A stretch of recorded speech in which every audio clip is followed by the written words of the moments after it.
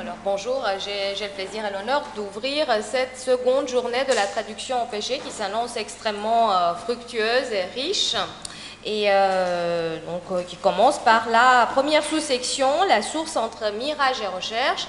Et j'ai le plaisir de présenter Vladimir Grigoroaïe, que tout le monde ici connaît en fait, je n'ai pas besoin de le présenter pour quiconque a travaillé pour Transmédie ou collaboré avec Transmédie, et tout le monde a un jour collaboré avec Transmédie, connaît Vladimir qui a fait pratiquement une énorme partie du travail, qui a fait sa thèse avec Claudio Galderisi, qu'il a soutenu ici à l'université de Poitiers, qui est un grand spécialiste de la traduction au XIIe siècle, sa thèse portait sur la traduction, qui est en cours de publication donc chez Brepols, et qui a également édité avec Claudio Galderisi la Polonius de Tyr. Donc je lui laisse la parole pour nous parler de la traduction perdue et des textes vaudois du XIIe siècle. Donc ça s'annonce mystérieux et ésotérique, riche également. Merci Catalina.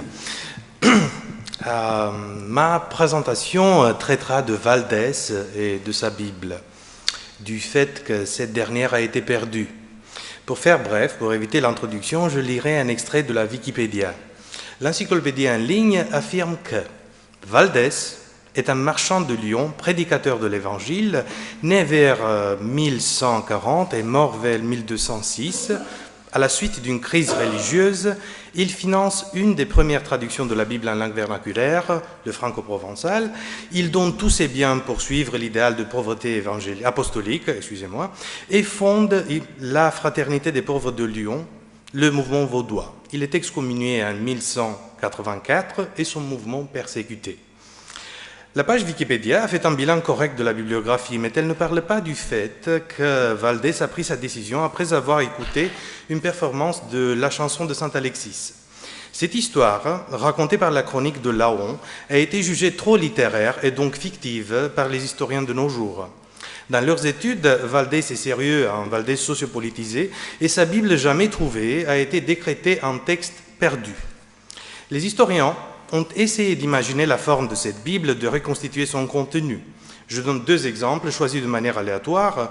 Giovanni Gonnet imagine par exemple que la première Bible vaudoise comprenait plusieurs passages des deux testaments et des textes patristiques réunis dans un petit manuscrit, et vous me permettez de citer en italien parce qu'il est drôle, facile da nascondere sotto le vesti o addirittura da mettere, nel caso di donne, nella crocchia dei capelli, secondo un'antica tradizione montanara. Mario Esposito avait cependant proposé une identification de cette Bible avec la source du Nouveau Testament de Lyon, tout en ignorant que les premiers Vaudois lisaient des textes vétérotestamentaires. Les hypothèses sont contradictoires. Many men, many minds. L'inconvénient est que nous n'avons pas de morceau choisi de la Bible de Valdès. Cette Bible n'est pas le traité de Cels, cité copieusement par Origène, ni l'évangile de Marcion de Sinope, dont la structure se retrouve chez Tertullien. Le texte qui nous intéresse n'est pas anti-chrétien, il n'est pas hérétique, il ne s'agit pas d'un nouveau canon, la Bible de Valdès n'a rien de spécial en soi.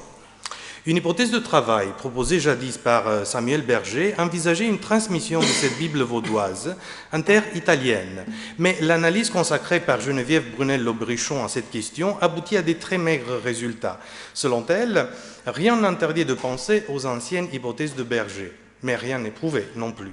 Néanmoins, les Bibles vaudoises de Cambridge, Carpentras, Dublin, Grenoble et Zurich sont tardives, 14e, 16e siècle, et ne contiennent pas le psautier, c'est-à-dire le premier texte vaudois attesté par les sources médio-latines. Dans ce cas, il vaut mieux ignorer l'exégèse afin d'aller directement aux sources. C'est ce que je propose de faire dans le reste de ma présentation. Et voici la toute première source que vous avez dans l'exemplier. Gauthier Mapp écrit dans son De Nugis Curialium qu'il a vu in concilio romano sub Papa Alessandro III Valdesios, qui librum domino pape presentaverunt lingua conscriptum gallica, inquo textus et glossa psalterii plurimorumque legis utriusque librorum continebantur. Le premier vaudois consultait en 1179 le Textus et glossa psalterii, en langue française, gallica. Ce psautier glossé est le premier témoin de la Bible de Valdès. Mais au lieu de le chercher dans la littérature française médiévale, les historiens ont préféré d'imaginer une Bible monolithe. Pour comprendre la manière imparfaite dont l'hypothèse de cette Bible a été construite, je ne citerai pas toutes les œuvres qui traitent son sujet. Je citerai uniquement Guyot Lobrichon, parce que ses synthèses se font porte-parole de toute la tradition inspirée par Gauthier Mappe. Selon lui, et je cite, « Le prestige de la glose, c'est-à-dire la glossa ordinaria, faisait d'elle un instrument indispensable. Et lorsque de pieux laïcs revendiquent le droit à prêcher, le pape fait savoir que doit être prohibé tout enseignement de la Bible sans glose. Les disciples de Valdès comprennent si bien l'avertissement qu'ils se munissent d'un livre écrit en français qui contient le texte et la glose du psautier. » Et dit ensuite Guyot Lobrichon, « De ce livre, il ne reste aucune trace. C'est que la glose est demeurée l'apanage des savants. » 10 ans plus tard, le même chercheur oublie que les Vaudois avaient présenté une glose du psautier. Il se permet de conjecturer l'intérêt d'un homme comme Valdès de Lyon pour une glose des évangiles plutôt que pour une simple traduction. Et enfin, quelques années plus tard, en 1999, Guyot Lobrichon, quoique Valdo, se plie à la nouvelle règle. Il commande à 2 amis chanoines de la cathédrale de Lyon une traduction romane du texte avec sa glose et présente l'ouvrage à la curie pontificale en 1179. On est donc de plus en plus loin des données reportées par Gauthier Mappe. Le vrai problème des textes vaudois du XIIe siècle est qu'ils sont imaginés pour répondre à une question sociale, au mouvement évangélique de Valdès, et non pas pour intégrer le panorama de la littérature française de leur époque. On est sans doute dans un anachronisme, l'appropriation du passé en y projetant une identité moderne. Plus précisément, il s'agit d'une uchronie.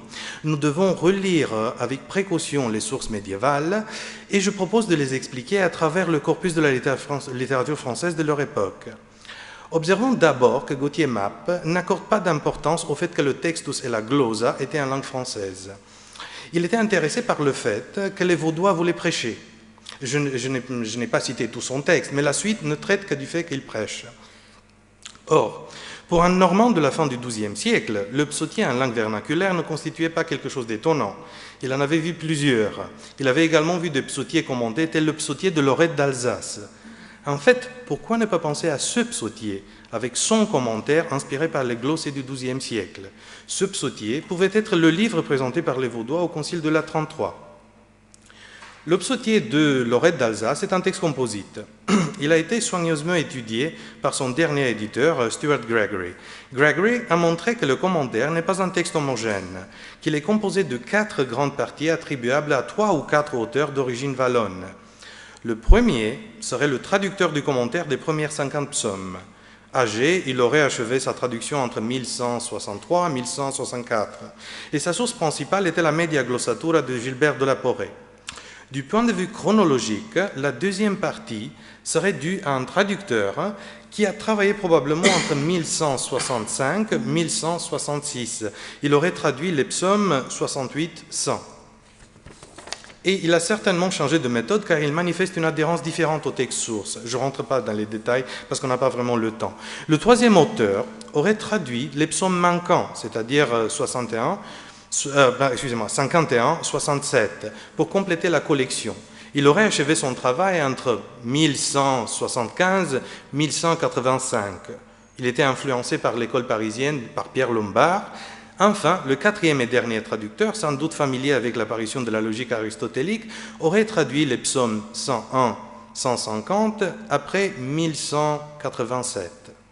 Sa traduction a des implications inspirées par les Enarrationes de Saint Augustin. Or, il se peut que l'interprétation de Stuart Gregory soit imparfaite, que tous ces détails soient inexacts, que le chercheur ait exagéré une partie de ses identifications, mais il y a également des certitudes. Ce texte composite a connu une circulation dans tout l'espace francophone. Les 2 premiers livres circulaient d'ailleurs indépendamment en Angleterre à la fin du XIIe siècle, mais aussi à travers plusieurs classes ou strates sociales. Il n'est pas alors insensé de penser que l'une des premières versions du psautier pour Lorette d'Alsace soit tombée entre les mains des Vaudois, que les Vaudois le lisaient.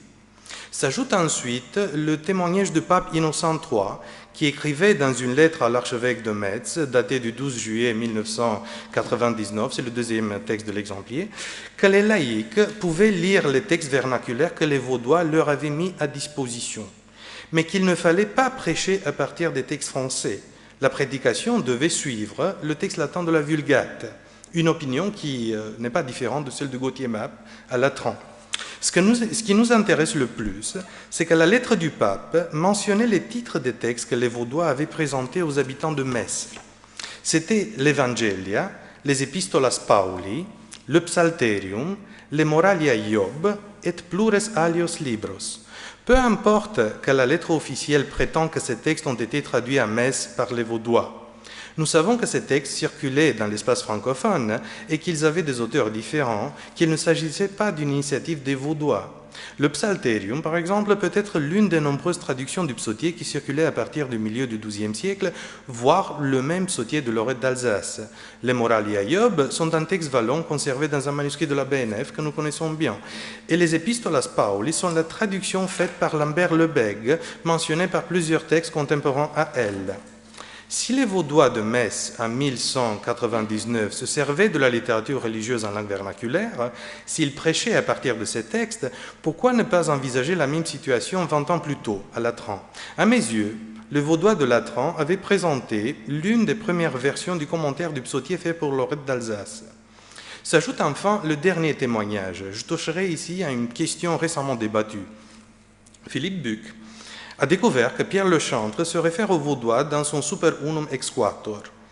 Je ne présente pas la thèse de Philippe Buck ni la critique de Francesca Tasca, je note simplement que l'histoire de Pierre Lechantre permet d'observer comment les milieux savants médio-latins et les laïcs communiquaient par l'intermédiaire des modici literati, les Vaudois en l'occurrence, que les idées se diffusaient rapidement sur plusieurs strates de la société. Elles franchissaient la barrière des lettres médio-latines pour arriver aux simples gens par les traductions en langue vernaculaire.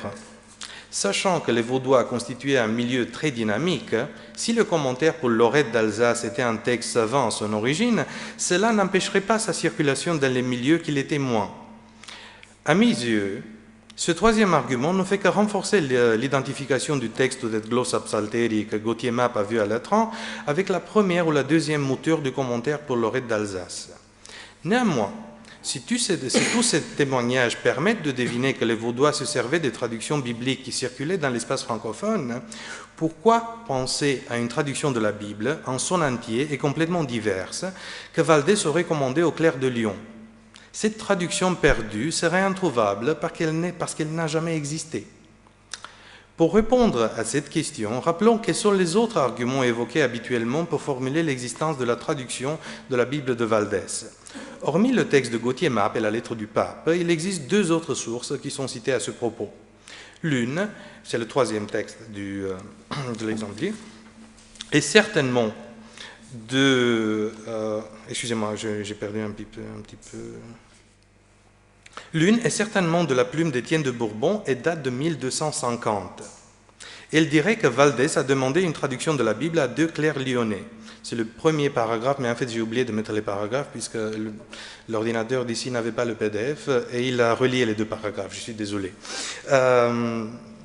L'autre, d'origine controversée, mais inquisitoriale, est transmise par 4 sources indépendantes. Sa première rédaction se trouve dans une chronique de Richard de Poitiers, 1213. Une deuxième rédaction a été utilisée par le même Étienne de Bourbon dans le deuxième paragraphe de l'extrait, mais vous allez voir, c'est le deuxième passage qui a été en gros, vers la fin. Et la troisième version a été incluse dans la Pratica Inquisitionis de Bernard Gully. Et la quatrième est la source directe de Bernard Gully, une compilation inquisitoriale de Carcassonne.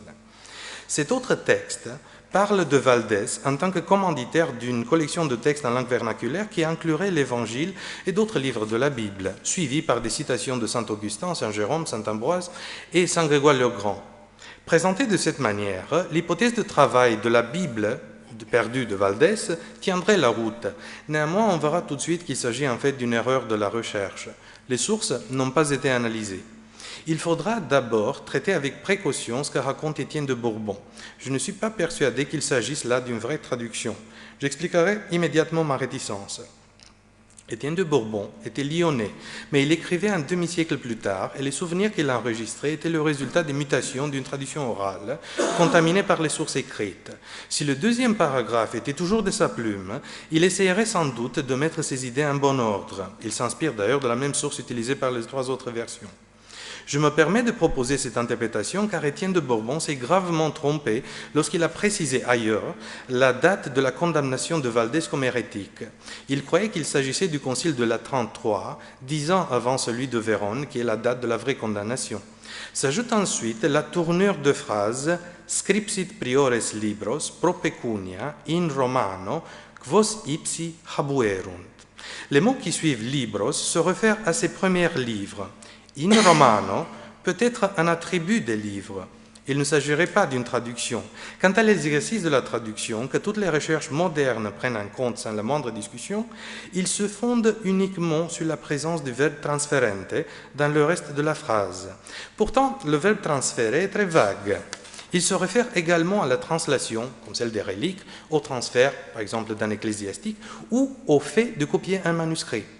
S'ajoute aussi sa forme, transférente, car ce participe présent à l'ablatif peut être un ablatif absolu elliptique relié par une conjonction copulative à un deuxième ablatif absolu. Ce deuxième, dictante ei Stefano de Anza, n'empêche pas de supposer que le sujet absent de transférente peut être alludé par le démonstratif ei du deuxième ablatif absolu. Cela ne veut pas dire que ce que je dis, c'est la vérité. Cela veut dire simplement qu'il y a deux manières d'interpréter le passage. Dans l'ancienne interprétation qui a fait carrière, Étienne d'Ans devait être le sujet des deux verbes. Mais il se peut aussi que l'un des deux personnages soit transferens, tandis que le deuxième lui dictait le texte à écrire, dictans. L'éditeur du texte a également compris ce détail et il a inséré une virgule pour marquer cette double interprétation. Il n'y a donc pas de preuve certaine qu'Étienne d'Ans traduisait et dictait. Si les deux clercs travaillaient ensemble pour accomplir une tâche dans le scriptorium, ce qui est certain, c'est que l'un dictait et que l'autre écrivait. Dans cette autre interprétation, que je veux vérifier par la suite, Bernard aurait copié des textes en langue romane qu'il possédait, quos ipsi habuerunt. Cela expliquerait pourquoi Valdès les avait contactés après avoir écouté la chanson de Saint-Alexis, un détail que les recherches des dernières années ont consciemment occulté car jugé trop littéraire. À mes yeux, Valdès pouvait demander d'autres textes en langue vernaculaire et les clercs lui ont copié ce qu'ils ont trouvé dans le scriptorium. Si cette interprétation n'est pas certaine pour le moment, c'est parce que nous n'avons pas encore traité le vrai problème. Les informations de la deuxième partie de la citation d'Étienne de Bourbon, c'est le passage qui suit immédiatement le fragment que nous venons d'analyser. Dans ce même texte, qui commence par « Quidam dives rebus indicta urbe », les deux clercs ne portent plus des noms, mais l'un traduit, et en fait il s'agit d'une reprise de la même histoire, ce qui est bizarre de trouver la même histoire deux fois. Les deux clercs ne portent plus des noms, mais l'un traduit en langue vernaculaire, et l'information ici elle est claire, transferet ei in vulgari, puisque transferet est relié à in vulgari, et l'autre transcrit la traduction, scriberet que ille dictaret. Le fragment est la deuxième version du texte inquisitorial d'origine controversée que vous trouvez dans le reste des citations. Et la version d'Étienne de Bourbon est la seule des 4 versions qui parle d'une traduction. Les autres rédactions du même texte nous mettent devant des situations différentes, complètement différentes. La première version, celle de Richard de Poitiers, ne se sert pas du verbe transférer. Pour lui, Valdès fecisset sibi conscribi, et j'insiste sur conscribi, evangelia et aliquos alios libros Bibliae in vulgari. Il ne s'agit pas d'une traduction, il s'agit d'une transcription. Pour l'auteur de la compilation inquisitoriale de Carcassonne, transmise également par la Practica de Bernard Guy, Valdès fecisset sibi conscribi evangelia et aliquos alios libros de Biblia in vulgari gallico. De nouveau, il ne s'agit pas d'une traduction. Dans ce cas, le deuxième alinéa d'Étienne de Bourbon pourrait être une interpolation à partir d'une glose marginale. C'est dommage que nous n'avons pas vraiment de nouvelle édition et que nous ne connaissons pas la tradition manuscrite du texte. Le copiste ou l'auteur de la glose aurait essayé d'accommoder les informations d'Étienne de Bourbon avec la tradition présente dans les œuvres inquisitoriales de son époque. C'est comme ça que je m'explique l'apparition 2 fois de la même histoire. Néanmoins, la tentative d'accommodation aurait créé l'idée même de traduction. Car dans les versions du texte, et qui sont des versions bien antérieures, comme celle de Richard de Poitiers, ou par la compilation de Carcassonne et Bernard de Guy. La compilation de Carcassonne est de la même période, mais Bernard de Guy est beaucoup plus tard.